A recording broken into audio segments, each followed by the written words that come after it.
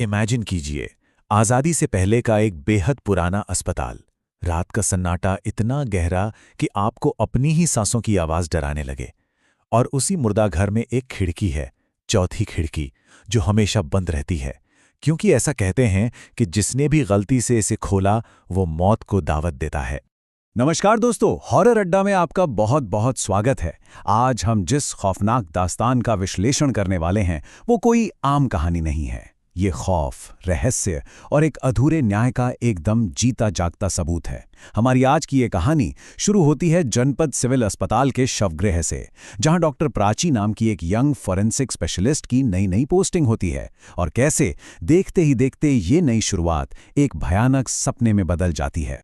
अब देखिए, इस कहानी के केंद्र में ना विज्ञान और खौफ की सीधी टक्कर है।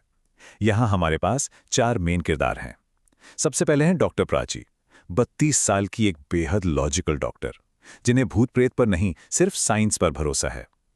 फिर है रघु, जो पिछले 30 सालों से उस मुर्दा घर का असिस्टेंट है। उसकी बातों और आंखों में एक अजीब सा डर रहता है। तीसरे हैं डीन घोष, जो बाहर से एकदम सख्त हैं लेकिन अंदर से इन पुरानी बातों को बहुत मानते हैं।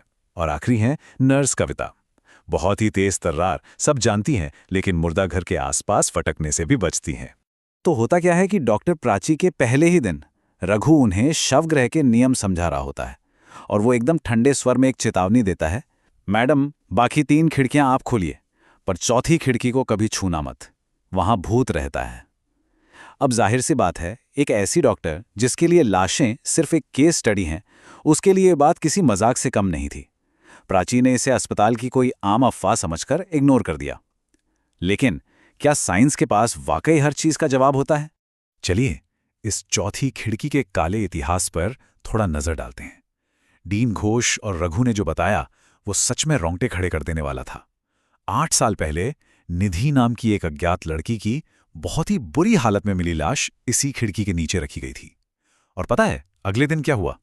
ड्यूटी पर मौजूद डॉक्टर गायब, सिर्फ उनकी खून से सनी चप्पलें मिली। फिर करीब 6 साल पहले एक बहुत ही लॉजिकल डॉक्टर जोशी ने सिगरेट पीने के लिए ये खिड़की खोल दी थी। नतीजा, 2 हफ्ते बाद डॉक्टर जोशी की लाश उसी खिड़की के नीचे मिली और उनके चेहरे पर ऐसा खौफ था जैसे उन्होंने कुछ ऐसा देख लिया हो जो इंसान बर्दाश्त ही नहीं कर सकता। बस तभी से प्रशासन ने इस खिड़की को हमेशा के लिए सील कर दिया। तो असल मुद्दा यह है कि इतने सालों बाद ये सब दोबारा शुरू कैसे हुआ? दरअसल एक रात जगह कम पड़ने की वजह से प्राची ने अनजाने में एक लाश वाली टेबल उसी चौथी खिड़की के सामने खिसका दी। वो अमावस्या की रात थी। प्राची का लॉजिकल दिमाग कह रहा था कि भाई जनरेटर तो ठीक चल रहे हैं, लाइट क्यों जा रही हैं? लेकिन असलियत बहुत ही खौफनाक थी। रात के ठीक 2 बजे लाइटें टिमटिमाने लगीं, खिड़की की लोहे की सलाखें अपने आप मुड़ने लगीं, मानो बाहर से कोई उन्हें पूरी ताकत से खींच रहा हो। बाहर घनी धुंध और उसमें एक पीली सी रोशनी। सच कहूं तो ये सब विज्ञान की समझ से बहुत परे था। अब एक बड़ा सवाल सामने आता है कि अगर ऐसी डरावनी चेतावनी को कोई पूरी तरह से नजरअंदाज कर दे तो क्या होता है? इसका भयानक जवाब अजय नाम के वार्ड बॉय की घटना से मिलता है। अजय थोड़ा लापरवाह था। उसे खिड़की के इस इतिहास के बारे में कुछ नहीं पता था। उसने अति उत्साह में आकर उस बंद खिड़की की कुंडी खोल दी और सफाई करने लगा। रात के ठीक 2:45 बज रहे थे और अचानक उस शांत मुर्दा घर में एक दिल दहला देने वाली चीख गूंज उठी। जब नर्स कविता भागकर अंदर पहुंची तो उसने देखा कि अजय फर्श पर मरा पड़ा था। उसकी आंखें फटी की फटी थी, चेहरा बिल्कुल सफेद पड़ चुका था, एकदम डॉक्टर जोशी की तरह। और इससे बस कुछ ही पहले कविता ने धुंध के बीच लाल साड़ी पहने एक रहस्यमयी औरत की आकृति को देखा था। इस भयानक घटना ने प्राची को अंदर तक झकझोर दिया, लेकिन भागने के बजाय उसने इस सच का सामना करने का फैसला किया। अगली अमावस्या को एक अनुभवी तांत्रिक बाबा महेश्वर नाथ को बुलाया गया। अनुष्ठान शुरू हुआ। बाबा ने लाल चंदन की रेखाएं खींची, भस्म से दरवाजे पर एक सुरक्षा घेरा बनाया और उस अशांत आत्मा को बुलाने के लिए मंत्र पढ़ने लगे। और यहां भी प्राची का साइंटिफिक दिमाग देखिए। उसने इस पूरी घटना का सच जानने के लिए वहां एक कैमरा भी सेट कर दिया। रात के 3 बजते ही माहौल एकदम खौफनाक हो गया। खिड़की की जंजीरें जोर जोर से बजने लगी। एक बर्फीली हवा ने पूरे कमरे को घेर लिया और उसी पल कैमरा पूरी तरह से प्लैंक हो गया। कमरे का तापमान एकदम से गिर गया और तभी धुंध के बीच से वही लाल साड़ी वाली लड़की, निधि की आत्मा, साक्षात सामने आ गई। उसका शरीर झुलसा हुआ था और साड़ी पर खून के निशान थे। ये मंजर किसी को भी डराने के लिए काफी था।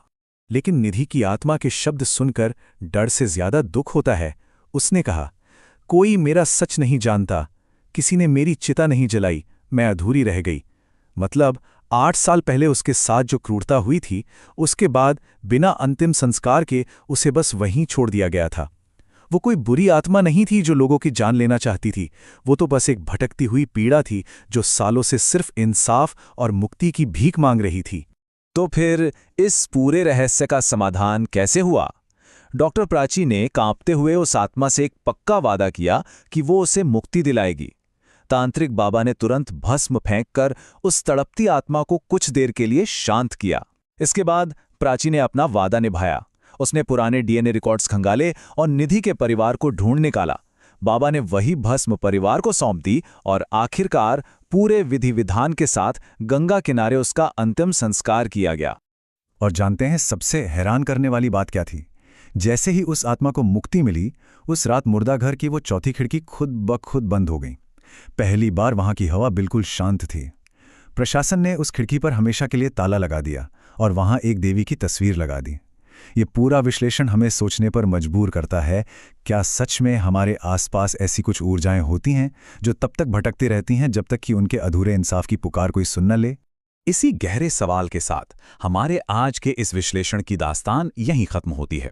अगर इस कहानी ने आपके भी रोंगटे खड़े कर दिए हैं तो अभी स्क्रीन पर दिख रहे हॉरर अड्डा के सब्सक्राइब बटन को जरूर दबाएं।